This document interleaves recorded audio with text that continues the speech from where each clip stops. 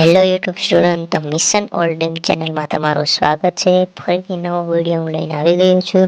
તો આજનો આપણો કન્ટેન્ટ છે પીએમ, મતલબ કે પ્રાઇમ મિનિસ્ટર. તો આપણે પ્રાઇમ મિનિસ્ટર વિશે વાત કરવાની છે, ઠીક છે ફ્રેન્ડ. તો ભારત દેશ જ્યારથી આઝાદ થયો ત્યારથી માંડી અને અત્યાર સુધી, મતલબ કે 15 ઓગસ્ટ 1947થી માંડી અને 2024 સુધીના જેટલા પણ પ્રાઇમ મિનિસ્ટર છે તેની સંપૂર્ણ માહિતી આપણે આ એક જ લેક્ચરમાં આપવાની છે, ઠીક છે ફ્રેન્ડ. તો તેનું કાર્યકાળ કેટલું છે અને તે ક્યાંના રહેવાસી તે સંપૂર્ણપણે આ વિડીયોમાં મેં આપેલ છે, ઠીક છે. તો આપણે શરૂ કરીએ કે જ્યારે ભારત દેશ આઝાદ થયો ત્યારે પહેલા પ્રાઇમ મિનિસ્ટર હતા પંડિત જવાહરલાલ નહેરુ, જો ઉત્તર પ્રદેશના અલ્હાબાદ જિલ્લાના રહેવાસી હતા. તેનો કાર્યકાળ હતો 15 ઓગસ્ટ 1947 થી 27 મે 1964 સુધી અને ટોટલ તેણે 16 વર્ષ 267 દિવસ તેણે કામ કર્યું હતું.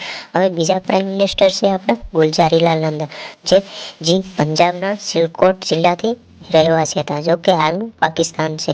હવે આપણે એનું કાર્યકાળ છે 27 મે 1964 થી 9 જૂન 1964, મતલબ ખાલી એને 13 દિવસ જ કાર્યકાળ કર્યો હતો.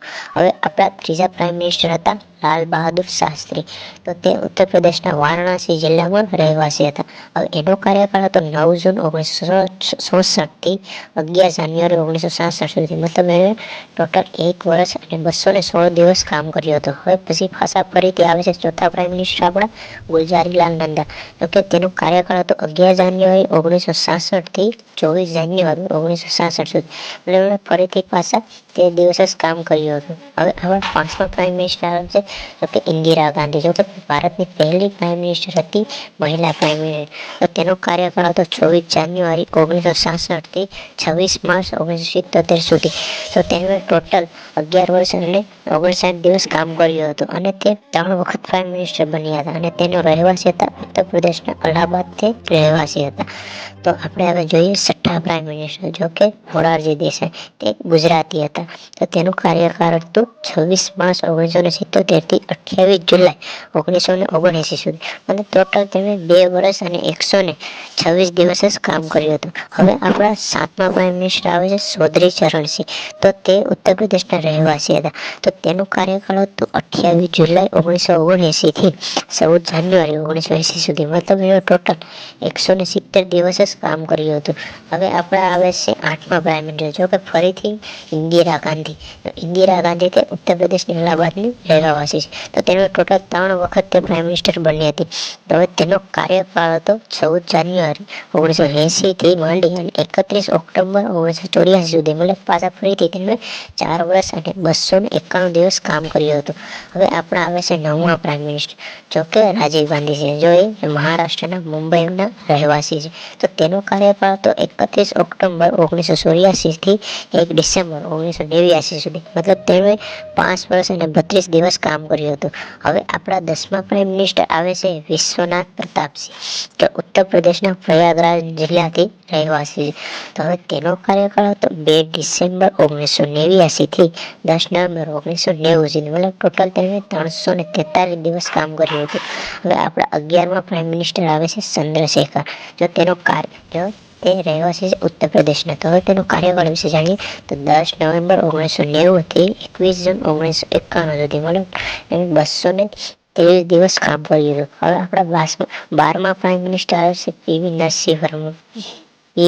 નરસિંહ રાવ, તો તે બિહારથી રહેવાસી છે.